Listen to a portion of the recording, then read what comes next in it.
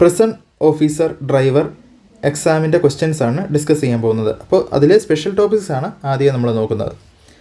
ഒരു contract carriage വാഹനത്തിൻ്റെ permit കാലാവധി എത്രയാണ്? 5 വർഷമാണ് കേട്ടോ, 5 വർഷം. ഒരു കോൺട്രാക്ട് കാരിയേജ് വാഹനത്തിൻ്റെ പെർമിറ്റ് കാലാവധി 5 വർഷമാണ്. 6 വർഷം പഴക്കമുള്ള ഒരു ട്രാൻസ്പോർട്ട് വാഹനത്തിന് ലഭിക്കുന്ന ഫിറ്റ്നസ് സർട്ടിഫിക്കറ്റിൻ്റെ കാലാവധി 2 വർഷമാണ്. 6 വർഷം പഴക്കമുള്ള ട്രാൻസ്പോർട്ട് വാഹനത്തിന് ലഭിക്കുന്ന ഫിറ്റ്നസ് സർട്ടിഫിക്കറ്റിൻ്റെ കാലാവധി 2 വർഷമാണ്. മോട്ടോർ വാഹന ഡ്രൈവിംഗ് റെഗുലേഷൻ 2017 റൂൾ 3 എന്തുമായി ബന്ധപ്പെട്ടതാണ്? മറ്റു റോഡ് ഉപയോക്താക്കളോടും പൊതുജനങ്ങളോടുമുള്ള ഒരു ഡ്രൈവറിൻ്റെ കടമയെക്കുറിച്ചാണ് റൂൾ 3 പറയുന്നത്.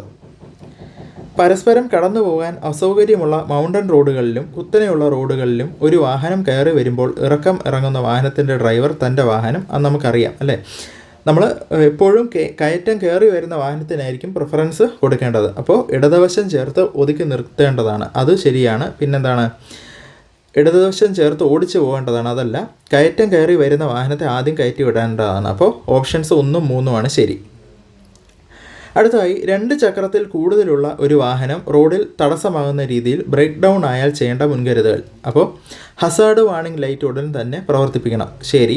ഹൈവേയിലോ മേജർ റോഡുകളിലോ ആണെങ്കിൽ വാഹനത്തിൻ്റെ 50 മീറ്റർ പിന്നിലായി റിഫ്ലക്റ്റീവ് ട്രാഫിക് വാർണിംഗ് ട്രയാങ്കിൾ വെച്ചിരിക്കണം, അതും ശരിയാണ്.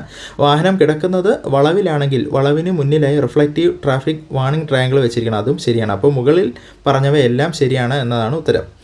കേരളത്തിലെ 4 വരി ഇല്ലാത്ത സ്റ്റേറ്റ് ഹൈവേ റോഡുകളിൽ ഒരു ചരക്ക് വാഹനത്തിന് നിയമപരമായി സഞ്ചരിക്കാൻ കഴിയുന്ന പരമാവധി വേഗത എത്രയാണ്? മണിക്കൂറിൽ 50 കിലോമീറ്ററാണ്. ലോഡ് ഉൾപ്പെടെ ഒരു വാഹനത്തിന് അനുവദനീയമായ ഭാരം എന്ന് പറയുമ്പോൾ ഗ്രോസ് വെഹിക്കിൾ വെയിറ്റ് ആണ്. അതായത് വാഹനത്തിലെ ലോഡിൻ്റെയും വാഹനത്തിൻ്റെയും മുഴുവൻ ഭാരം ആണ് കേട്ടോ ഗ്രോസ് വെഹിക്കിൾ വെയിറ്റ്. അടുത്തതായി, റോഡ് അപകടം സംഭവിച്ചാൽ എത്ര സമയത്തിനകം ഏറ്റവും അടുത്തുള്ള പോലീസ് സ്റ്റേഷനിൽ അറിയിക്കണം? 12 മണിക്കൂറിനകം അറിയിച്ചിരിക്കണം റോഡ് അപകടം നടന്നു കഴിഞ്ഞാൽ. ജംഗ്ഷനിൽ ചുവപ്പ് ട്രാഫിക് ലൈറ്റ് തെളിഞ്ഞാൽ വാഹനം എവിടെ നിർത്തണം? സ്റ്റോപ്പ് ലൈനിന് മുന്നെയാണ് നിർത്തേണ്ടത് കേട്ടോ, സ്റ്റോപ്പ് ലൈനിന് മുന്നേ.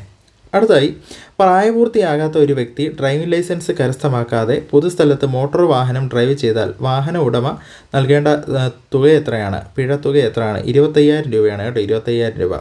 വാഹനത്തിൽ ഫാസ്റ്റാഗ് പതിക്കേണ്ടത് എവിടെയാണ്? എവിടെയായിരിക്കും? മുന്നിലത്തെ വിൻഡോയിൽ അല്ലേ, ഇപ്പോൾ വിൻസ്ക്രീനിലാണ്.